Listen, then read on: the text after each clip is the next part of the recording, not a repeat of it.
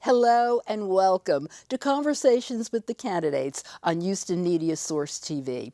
I'm Linda Cohn with the League of Women Voters. It's election season, and tonight we're going to chat with some of the candidates eager to become your elected officials. Our series of conversations continues with a look at Texas State Senate District 15. All three ballot candidates for that position were invited to join us this evening, and we will have a conversation with those who have accepted. An uninterrupted conversation, so we have a chance to really get to know one another. Asking questions along with me this evening is my league colleague, Marissa Marquez. Welcome, Marissa. Thank you. So nice for you to be here and help us ask questions of our candidate. Before we get started, let's take a moment to review the basics. Texas state senators are elected from 31 geographically defined districts. The term of office is generally 4 years. There are 15 seats up for grabs this year, and one of those 15 seats is State Senate District 15. Randy Orr is the Republican candidate for Texas State Senate District 15, and we welcome him to this conversation. Thank you, Linda. Tell us a little bit about yourself, candidate Orr. Is State Senate District 15 the first political office for which you've been a candidate? No, I've served as a commissioner and the president of the ESD 6, which is over the North Shore, North Channel area. Tell us what an ESD is. Not everybody is familiar. That is, it's abbreviations for Emergency Service District. Your first responders, such as the ambulance service or fire department. Many times they're both together, but in this situation, it's separate over on the east side, which has worked very well for that area. And so, been with the party, Republican Party, since '05. Been a precinct chairman from '05. State delegate several times. Was fortunate to be a national delegate in '08, which I enjoyed that very much. And I've worked on several campaigns with candidates on the east side. So I've been, I've enjoyed it. It's just that, it's a challenge, and I feel like on District 15, I feel like this district needs someone to step up, and that's why I'm running. So you're no stranger to the political process then. Correct. Let me ask you, what called you to a life of public service? Is this something in your background? Has your family been politically involved over the years? It's, my family was not involved, Grew up in a church family, and in the church, kind of like, politics, we really didn't get involved. And so I grew up in that thought, but, I realized, I was working overseas and working, in Kuwait and on a convoy. And I started, talking to my driver, we were kind of joking, everything overseas and in Kuwait and Iraq, everything, the billboards, everything's ministry. It could be Ministry of Agriculture or Ministry of Transportation, or we even laugh, Ministry Camel Jockeying, But I realized, after a while, the thought started coming to me, anything that affects me is ministry, or I think of God's business. And just because, a lot of people don't look at it that way, but, government affects us. It affects everything about us, such a direct impact on our lives or, our thoughts, our children, how we live. And so I've started looking at, the political process that way. And that's what kind of drove me to get involved in the political process. Yeah, so tell me if I'm summarizing correctly, but you came to public life through a faith-based life. That is true. I mean, it's kind of ironic, I'm a retired truck driver, retired Teamster, and a lot of people don't put those together with the Conservative Party, but my moral beliefs, basically drove me in that direction. I mean, the things I believe in, matter to me very much, and so that's why, I've been connected with the Republican Party for this time.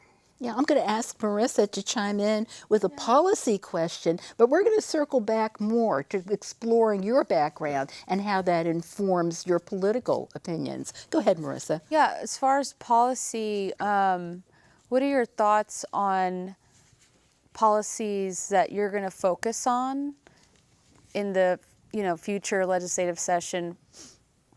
Where you, there's really, one of the large factors I was facing is our, the funding of our schools. Okay. In the Texas legislation, that's been kind of a sticking point for several years. And it's always going to be challenging because our school districts, the education system is, it changes over a period of time. So even though you think you've had the correct answer or formula for one term, it might not be suitable for the next time. Right. I think, it is our elected officials' responsibility, to have the funding there for our schools that our kids have the best education possible. Mm-hmm. Yes, that can be challenging sometimes, but it is our responsibility as elected officials to be there. Yes, the funding is shared, from the school, from the school districts and the state. Mm-hmm. But yet the state, does make the laws, that the districts go by for that funding. So, I have to look at the state for the policies. If there's something lacking, then I think the legislature needs to step up. So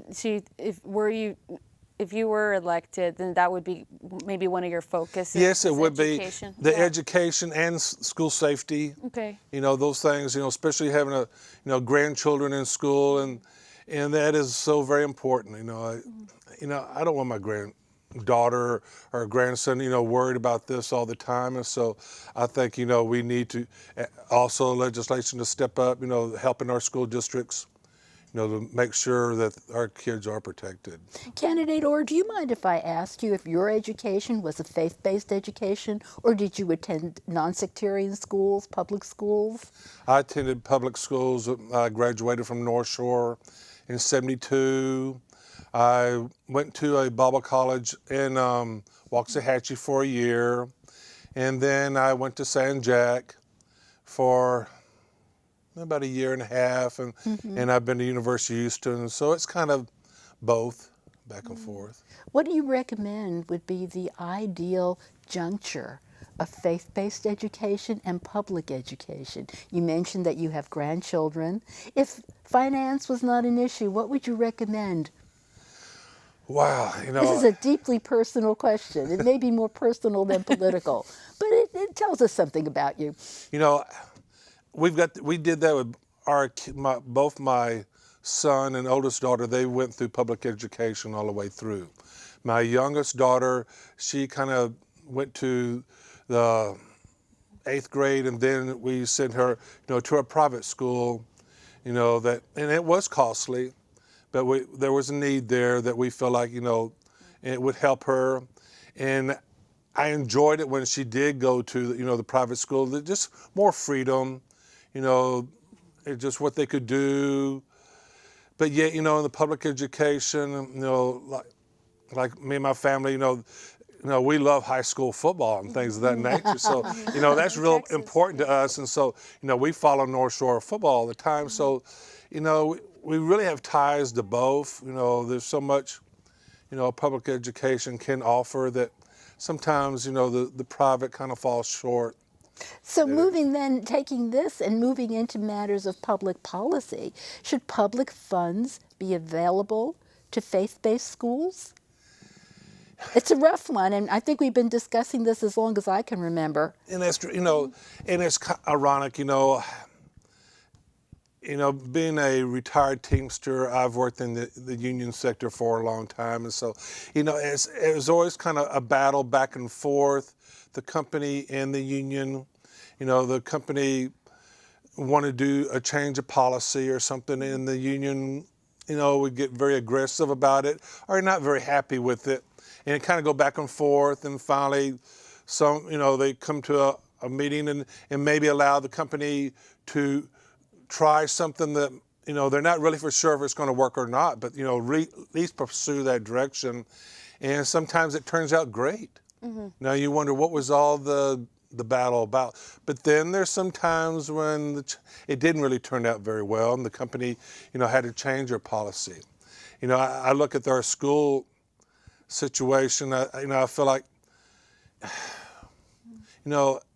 especially the inner schools, so many kids are coming out of the schools that really not are prepared for the private sector. They have a hard time even filling out a resume, or just not really ready for that. Sure. And maybe if they were, could have had open doors, to maybe go to might have helped them.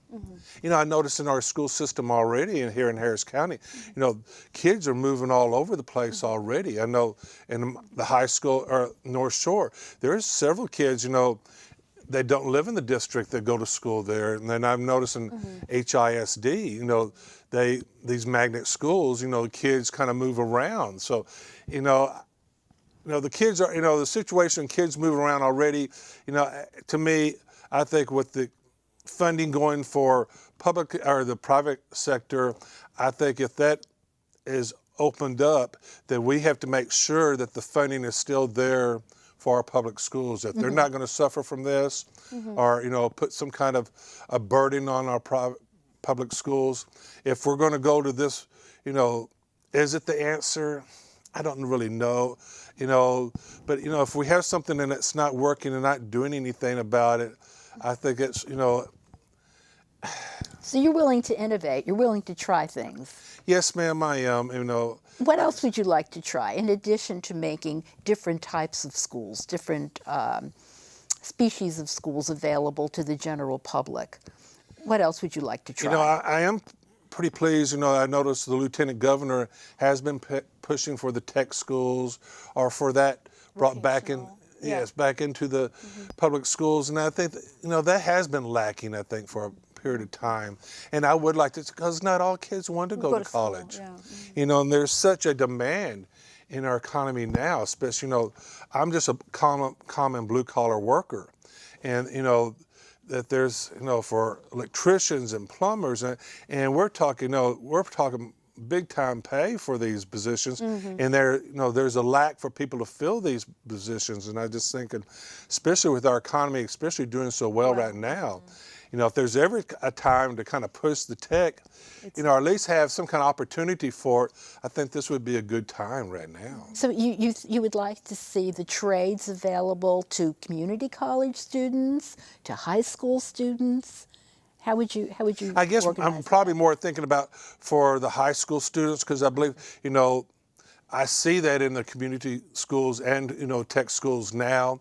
So, I'm happy for that situation, but I'd like to see a little bit more push in our educational system, or open doors for our kids, just flexibility, to give them a little bit more of a choice, something of their interest. Maybe, they don't see something in it, and I don't want them to be dropping out of school or something, and then we could have had something there for them that, could have got their interest. Sure. Marissa, do you have another question about education that you'd like to ask our candidate? Education, not right now. I think I was just going to say that I hear what you're saying about vocational school and maybe the schools being a pipeline for the workforce, it sounds like, and filling in those gaps, that those positions that are out there now that since the economy is doing so well. So I understand and I hear you. But what I take from the conversation that we just had is it sounds like you're very open to ideas and compromising. You were talking about the union, and I've been involved in unions in my career, so I understand that world. So how would you be an influencer if you were elected, given our political climate as it is increasingly partisan now, how would you influence and bring people together? Well, I would be coming from a background of just a common man. I'm not a lawyer, and I'm not a professional, and I'm not trying to speak badly of them. Yeah. But I believe there is a need in our legislation, in our government, for just a common people. The people that actually live in our world. The things that are important to me. So I think I kind of bring that branch that could be lacking. I would like to, to be an influence. Especially. Like I said, and I don't want to push that, the union factor, but but that is important to us, in our school, our schools and stuff, and so I think that I kind of help bridge that part that maybe could be lacking there. Right. So that sounds like having a different background as a blue collar worker and connecting maybe the dots for folks that are in office that may not have the perspective that you have as being, like you're saying, a normal guy, just having a regular, go ahead. Yeah, go ahead. No, I said really that, that was that's my theme of the campaign. Right. Just being a voice for the common man and woman. Exactly. And I feel like there's really a need for there. Sometimes I feel like, the party kind of is looked on as just big government, or that direction, and I feel like, I would like to, being able to push, or maybe, bringing in, the common man and woman, that everything that passes for me, that they have their say in that, that stamp, and so right. I like to think that could be a force that a lot of people haven't looked at before. Right. I'm going to circle back to education for just a moment and ask if you think that teachers are well compensated in Texas. I think there's a lacking there, especially, like I said, I agree with the Lieutenant Governor, just a pay increase right straight across the board. Yes, that, but also more, especially in the pension and retirement or in the health care. My dad was a teacher, retired, and a lot of my friends, and they've always seemed like that same sentiment, especially in retirement, that the health care, the premiums are so high, and I thought that it just seems kind of lacking in that you have such a large group of that teachers. Texas teachers are, and then you still have, you can't come or cannot negotiate something that's livable. I mean, it's not like teachers are going to be making that much money when they retire and then having to pay such a high premiums on the health care. That just seems, I have problems with that. It just, that just seems like it's coming up so short that, they've worked all these years, and then have to really start struggling after retire. I just There ought to be a better way. Most definitely. I'm going to shift gears a little bit and ask you if there was a teacher in your life that made a difference that you'd like to talk about. Well, my dad. My dad, kind of a jack of all trades. He taught at Woodlands Elementary School back in the 50s. What subject? I think it was in English. Oh, okay. Ah. My dad graduated from Sam Houston State in music. Oh, nice. And so my dad was a jack of all trades, so just in construction, but he loved education and being in part of the Galena Park School District. This is my home, so I lived on the east side all my life, so this is just something close to. And my dad, my dad was a very hard worker, whatever we did. And so I've always, had that implanted in me. I mean, I've worked hard all my life. I mean, yes, I wish I had some easier jobs than what I've had, but, I look back now, that's kind of what shaped me as what I am. So I don't really look at that as a downfall. I kind of look at it as a positive. That was, you had an in-house educator. Was there someone not in your family, someone who stood before you in a classroom that inspired you to a life of service? Was there someone who inspired you to continue with your education? Wow, I really have to think, the Sure. environment that I grew up with, really several teachers I think about, I really kind of push for students, in the classes, I think of my high school coaches, how Oh, much, sure. that they played on my life, just, whatever you do, just, do it with all your heart. Well, as many times as we ask candidates that particular question, no one ever says that someone gave an especially interesting lecture on isosceles triangles.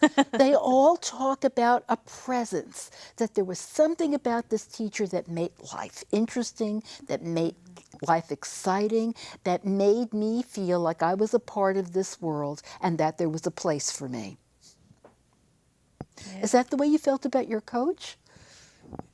Yes, I remember just coaches, there's two that really, one named Coach Albert, and then my high school What sports did you play? played mostly football. Oh, okay. I was the fat boy, so it was kind of part of my nature. sure, So, sure.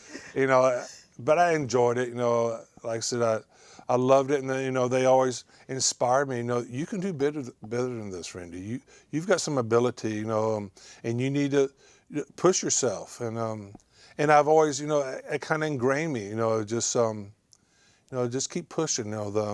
Yes, people are going to tell you, you can't do this, and especially in the political world, people have told me, no, don't do that, and I feel like, no, I think this is the time, and I need to. So. Awesome. Yeah. Great. Let me ask you a philosophical question.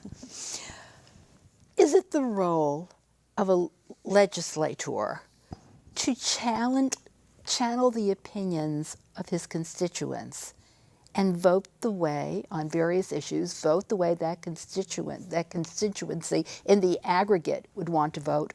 Or does the legislator owe his best judgment to his constituents, even without taking a poll? In other words, are you elected to channel, or are you elected to think? I would hope there'd be a balance there. Yes, it is very important, that's the reason I'm with the Republican Party, the moral issues. But yes, also, my district is my utmost. They're the ones that have elected me in the district, in the office. So yes, they come first. I'm hoping, that my party, lines up that, yes, these are important needs to your district, and they need to be, needs to be brought forth, to be dealt with. But, at the bottom line, my district has to come first.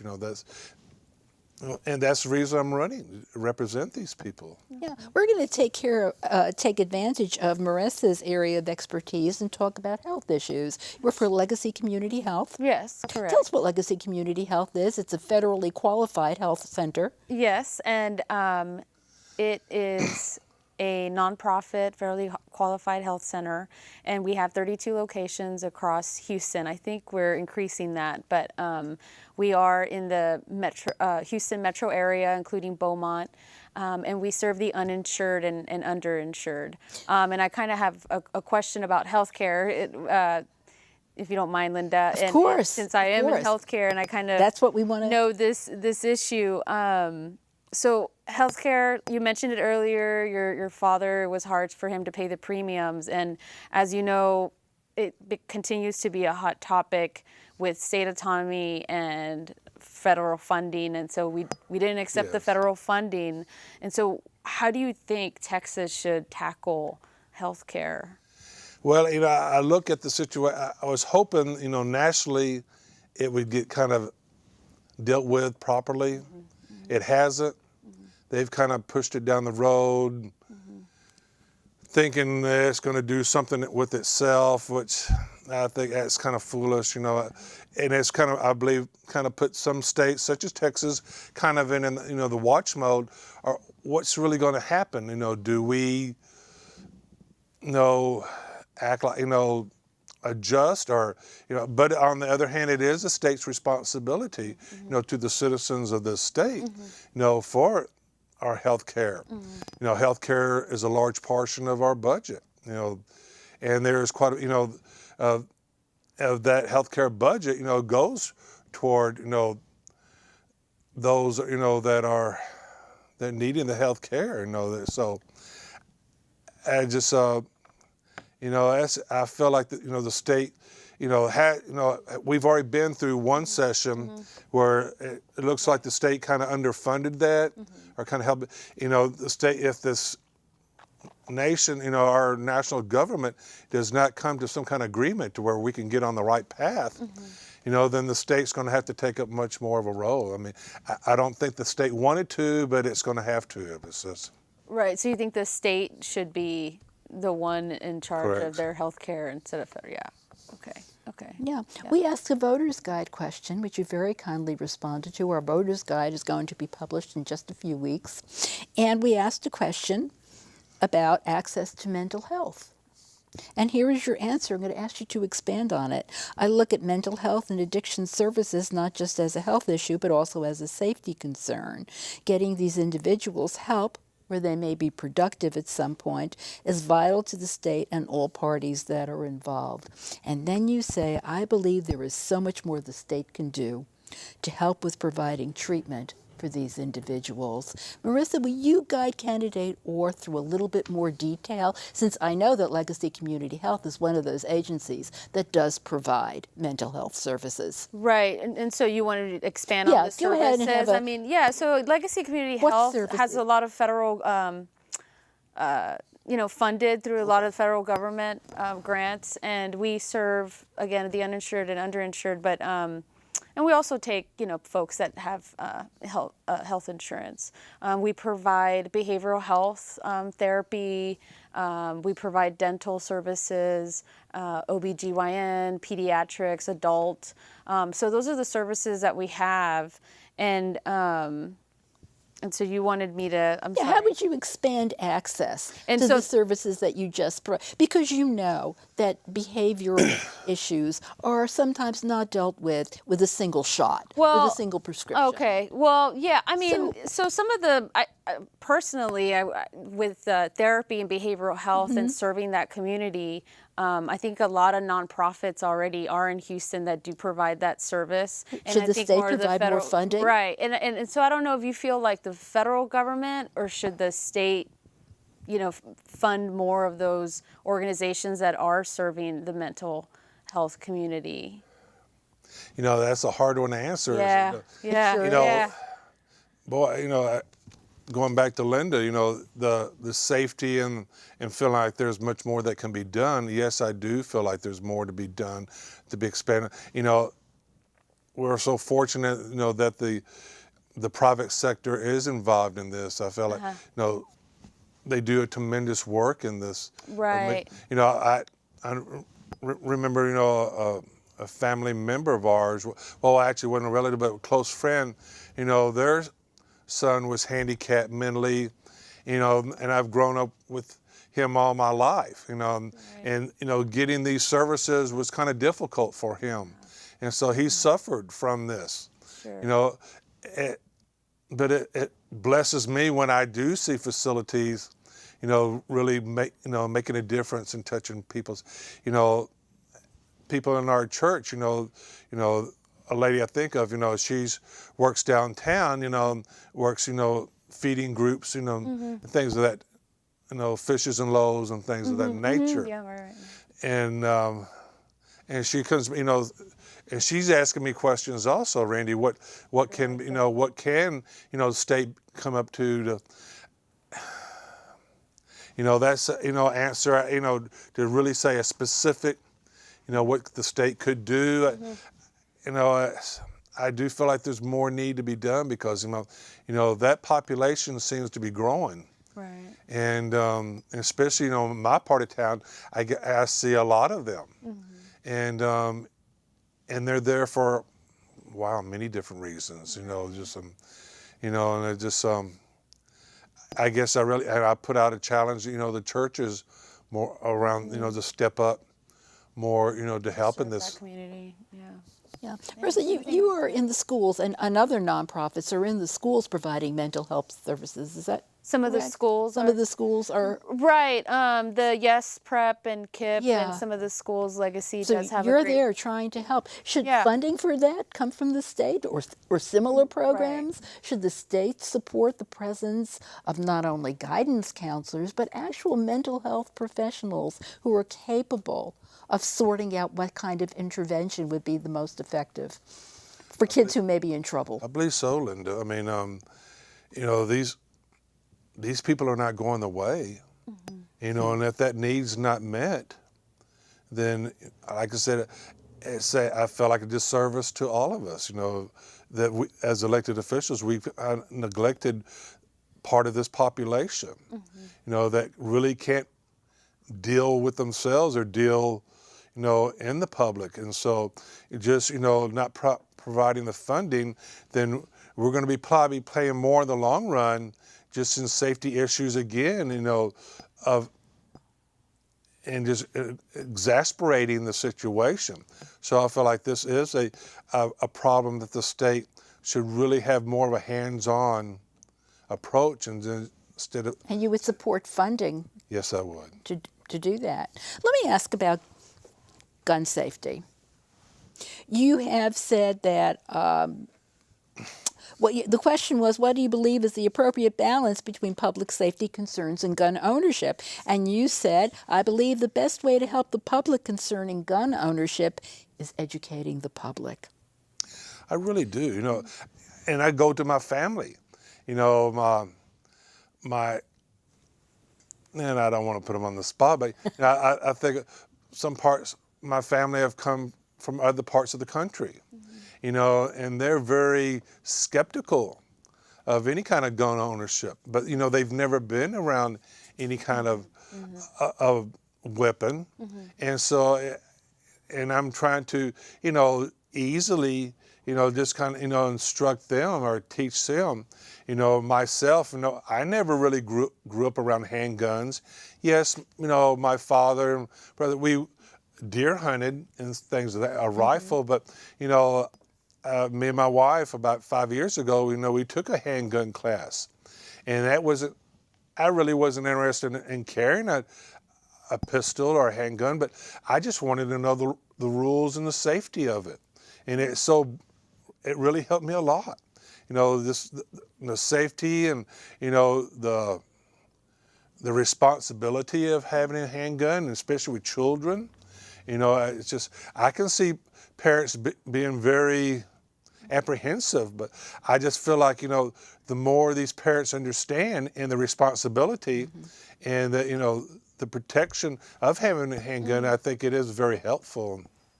Should a gun safety course be required of high school students as part of the curriculum?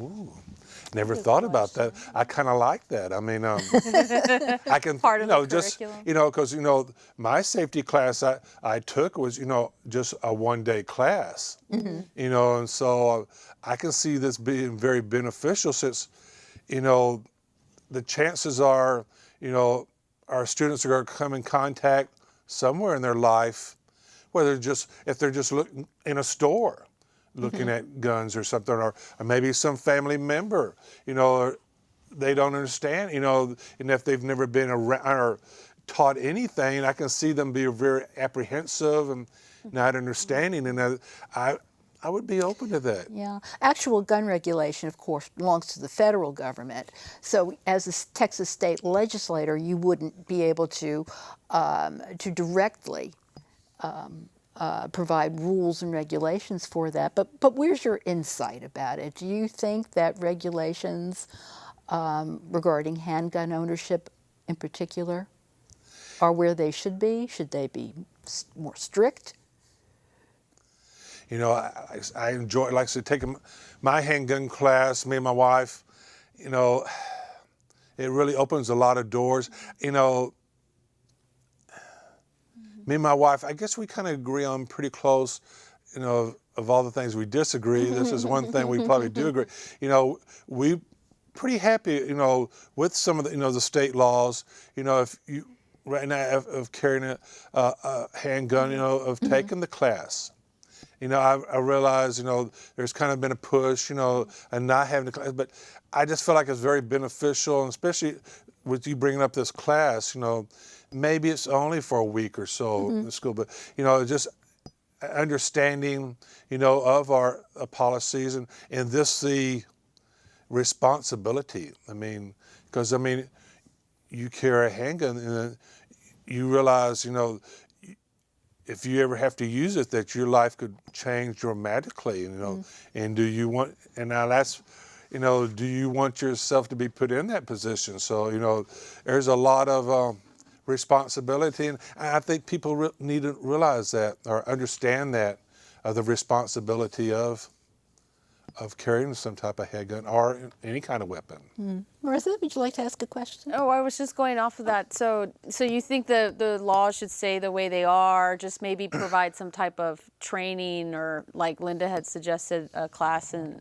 the high schools. Is that what you're saying? Yeah, like I said, you know, yes, the safety, you know, gun laws and the safety of our schools, I kind of think of them separately. Oh, okay. You know, Yeah, tell us the about safety that. of our, you know, our schools is so important. You know, and I feel like, you know, our school districts, you know, they vary. You know, one school district out in West Texas, or you know, they might not want it, you know, the same gun laws, you know, that maybe inner school that may be more, you know, conservative. You know, they're not very comfortable with this kind of, you know, allowing maybe a teacher, you know, to be able to carry a weapon. Where out in somewhere else, you know, they're around, you know, handguns or whatever. So it's not a problem. I would like, you know, that the state take more, I guess, aggressive, you know, that if a teacher, you know, or school districts, you know, want to have a program where teachers, you know, have the opportunity, you know, in the school, if they want to carry, that they be compensated for this, and that they go through certain classes, because this is a, you know, a very big responsibility that, you know, you're putting these teachers in. Right. But of course, you know, it has to be, you know, from the teacher also, you know, that, you know, they're accepting this responsibility. Yeah. You know, and I'm sure, you know, some schools there might not be very many at all, or maybe no one would, you know, and yet at another school, maybe a couple of them would like to. Sure. But, you know, they need to be, I think, periodically trained, you know, just the responsibility and what's all involved. And Right. so, you know, That's a tough. and it is, you subject. know, it's just, but, you know, protecting our schools is so important. And you know, and whatever our state can do, you know, to push, you know, safety, I just think I like to be there, you know, leading that charge. Well, because we're with the League of Women Voters, we're going to ask some questions about the voting process in Texas. Okay. First up, should there be online voter registration? Should there be automatic voter registration? We know that the federal government has a lot to say about voting, about the voting process. But there are certain things that are up to the states, and states could, and some states have, automatic voter registration, online voter registration. What's your insight? What do you think? You know, I've been fortunate, you know, I've been an election judge since '05, so I've probably done, you know, tell how many thousands of people, you know, and it's, you know, Texas has and has not. At this point, you know, there needs to be a valid, you know, voter ID to vote. And, you know, it's odd, you know, of all the people, you know, the thousands, and I mean thousands of people have come through, voted. Maybe one or two people, three, have ever not been very happy with that. But mostly everyone enjoys really just having a driver's license, you know, with the picture, and I'm going through. So, you know, I have no. You're okay with the way voter ID stands right now? Right. This, you know, the online, you know, You know, somewhere there probably is going to be more of a push for the online, you know, have more people involved to vote. I'm not for sure if our state's there yet. You know, it's kind of contentious. You know, State can do it. It came very close in the past that is legislature. true. That is true. And decided to hold off a little bit. As in your work as an election judge, did you ever find an aspiring voter who earnestly thought that she was registered? It turned out that she wasn't. If you had online voter registration, perhaps she could have taken care of that more is true. expeditiously. If you had same-day voter registration, election day voter registration, perhaps she could have registered on the spot. What do you say to people like that? Mindful of people like that, how do you think that your insights would translate into legislation? Just You know, for those two things. as elected, you know, I have to let everybody vote.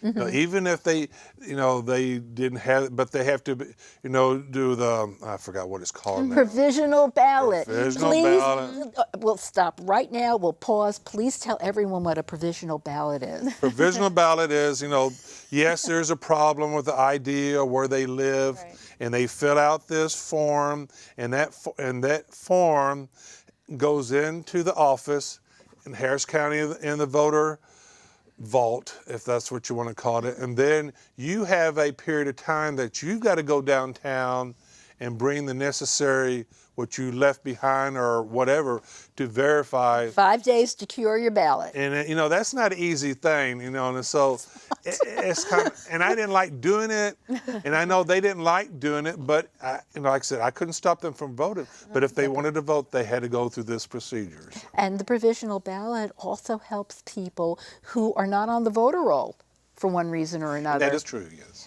And You know, when you said people showing up, you know, to let them register then, I'm not for sure about that yet, I guess, because, you know, sometimes I really encourage everyone to vote early.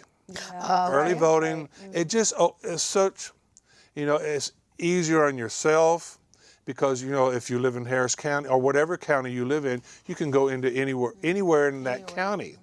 But, you know, on election day, then you have to go to that location that is for your precinct or where you live at. And sometimes that moves because, you know, school districts or churches, sometimes they don't want that, that voting in there. And so they have to move it. And some, you know, people get aggravated because they've got used to this location for all these years. Right. And they think, you know, we're trying to cheat them and something. And I tell them, no, it's just, this is the way it worked out, and this is, you know, the closest location we could find, you know. So, and, you know, having people show up the last moment to vote, that can be airy because, you know, having to prove, you know, where they live, that could be a problem, and just the timing, because, you know, because, you know, this voting session, this is going to be the last one for straight party voting. After this, it's just, it kind of opens it up. And I'm kind of glad I'm not working the polls because, you know, I liked it when people kind of could vote straight party because especially presidential elections, you know, it's very crowded. You know, and that line gets way out the door. And I can imagine, you know, that person now is going to have to go all the three, or they're not even going to go through the ballot. They're only going to go 4 or 5, you know, and they're just going to leave out the bottom of the ballot. So, you know, I can see the bottom of the ballot now kind of getting left out. So, you know, just it's going to be challenging to see. well, you've provided us with a brilliant report from the polling place. Have you thought about mail-in ballots for everyone as one possibility? Some states do that, and they have very good voter participation. Very high, or Oregon and Washington, they have very high rates of voter participation. Other states, some states have only mail-in election. Others have the availability of a mail-in ballot to anyone who wants one. As you know, in Texas, you have to have a reason for requesting a mail-in ballot. Correct. We'll tick them off. You're over 65, you're incarcerated without the right to vote being removed, you are sick or disabled, which could be temporary or permanent, or you're out of the county of residence during the early voting period and on election day. You have to have a reason. You don't have to have a doctor's note, but you have to have a reason. How about everybody can vote by mail if they want to. I guess I'm still kind of apprehensive about that, just from what I've dealt with at the polls. You know, boy, there's so much goes on at the polls. And I do get quite a few people, they've done mail-in ballots and then they decide they didn't want to do that, and they changed their mind and they wanted to vote at the polls. And then I have to go through that ordeal, if you haven't mailed it in, then you can bring it to me, and then we can cancel it out. But if you've already mailed it in, then you can't change your vote. And so, and of course, with the mail-in ballots, you've got to have that time to get in also. So that kind of changes, that situation.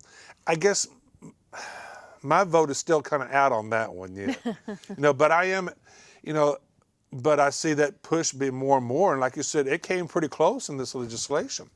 So, if I can see, that those votes are secure, that the people that are doing this, that we can prove the legality of these individuals, through this process, then, yes, I'd be open to explore this more than, just cutting it off and saying no, because I'm always open, of more people voting. It's sad sometimes, especially in this midterm, the voting participation, be quite a bit short than, compared to, a presidential election. I would like to see more people involved because people are always talking about it, but nobody, the percentage of who's talking about who's actually voting is, they don't match up. So I like to, see the people, if they have views and they want to express them, then they need to be voting. Overarching theme of your candidates seems to be let's try stuff. Yeah. Let's try different stuff. Well, yes, I like to be open, and I don't want to cut off anything. At least kind of giving it some ground or some thought to it. There's several things I look at. That people just want to cut it off. At least I like to open it up. That doesn't mean I'm going to say yes. Right. But but I also I sometimes, even in my thinking, my wife, she. And I'm glad she kind of pushes me. Yeah, you think that way, but then she starts pushing. You got to bring this up thought also. And I say, that is true. It's just Marissa, the last topic is yours. Yeah. What do you think, or what are your thoughts on the top 3 factors facing your district? Wow. Really, I look at my. And what's your vision for tackling them? Well, I look at my district, I feel like it's been neglected. That the incumbent, which has been in office, and I realize this is state and senatorial, he's been there basically pretty close to 45 years. And I feel like, he's neglected this district. So really, there's 2 parts of, you got really the east side of the district and the west side. In the east side, we have a problem, especially at Sanderson River. There were some hazmat sites built near that river quite a few years ago. Well, these hazmat sites, since Hurricane Harvey, have expanded those hazmat sites into the river. Now you've got people, in Highlands, and like my sister lives over there in that area, and some people in Channelview, their well water is screwed up. And then now, you're squabbling with the EPA to get this cleaned up, and it's been so neglected for so long. And then I look on the west side with Hurricane Harvey, I feel like, man, this is such an opportunity for the senator to step up, because he is the dean in the Senate. I just really thought, boy, with him and the governor, they could have made such an impact of getting funding and things and getting money in the right place for individuals in the district. And I thought he missed an opportunity there. And I just feel like, I wanted to be a representative of those people, to meet those needs. I just feel like, the common man and women in this district is not being represented in Austin. And it's sad to say that, but that's what this campaign is about, touching people. What else is significant in your district? District, yeah. Well, again, school funding is a very, and school safety, those kind of really kind of go together. Especially, in our teachers, it's very important, our teachers, retirement, and again, I talked about the health care. That's so important to us also. And also, probably one of the, with our lieutenant governor and governor have been pushing, our taxes, the property Property taxes. taxes. How that is funded.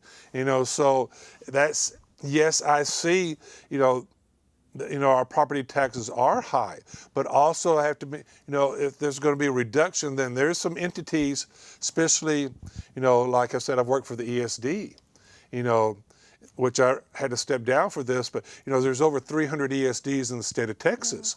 All these urban areas outside in areas. And so this is these individuals' lifelines, the ambulance and the fire department and funding, and they've got to be protected. We just can't cut the funding for these entities out there. We've got to be careful. Yes, the local, I was very fortunate in my ESD, we didn't have to rely on these property taxes, but some of these ESDs, that's only, revenue they have. So this is something that, I like to be very careful. Yes, I see the property taxes are large, but we've got to be careful in lowering these taxes. Yeah.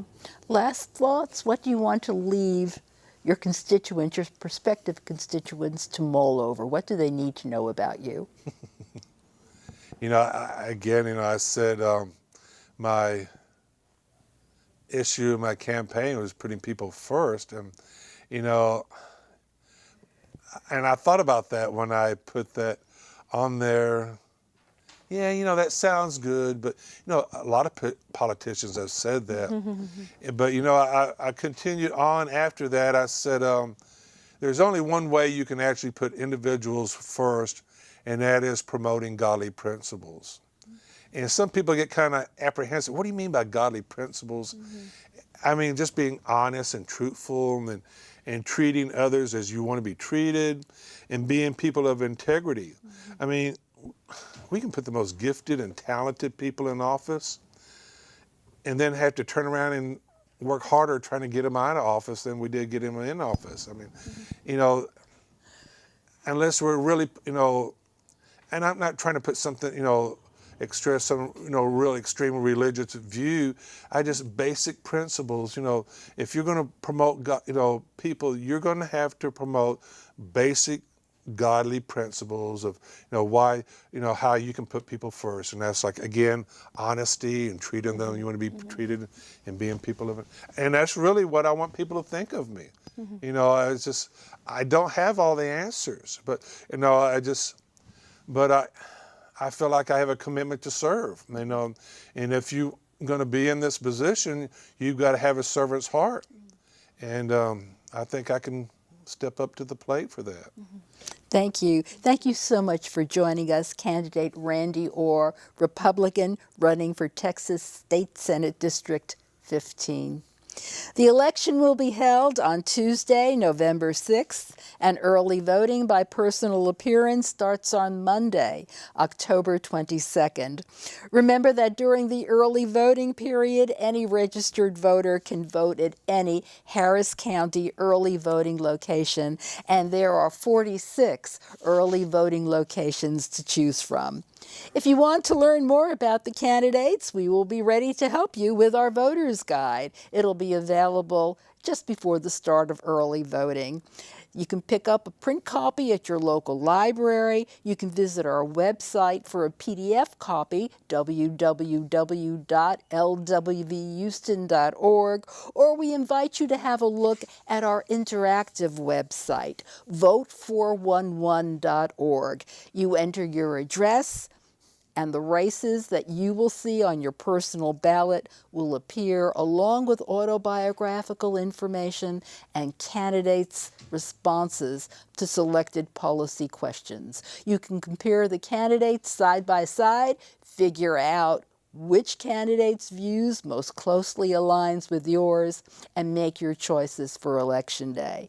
But remember, you cannot take any device with connectivity into the polling place with you. No smartphones, no tablets, no smartwatches. What you can do, however, is write it all out, print it out. Any type of handwritten or printed material for your own personal use is perfectly fine in the polling place. I'm Linda Cohn with the League of Women Voters, along with my colleague, Marissa Marquez. Thank you for joining us. Take good care. We'll chat again soon.